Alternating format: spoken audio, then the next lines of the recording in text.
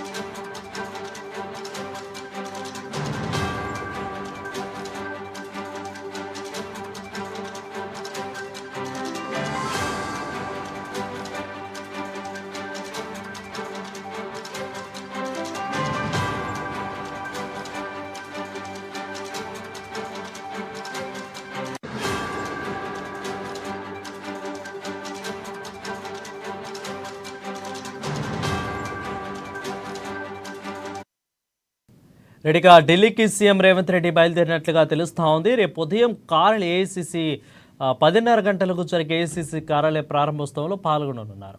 ఇక బుధ గురువారంలోనే ఢిల్లీలోనే సీఎం రేవంత్ రెడ్డి ఉన్నట్లుగా తెలుస్తూ ఉంది.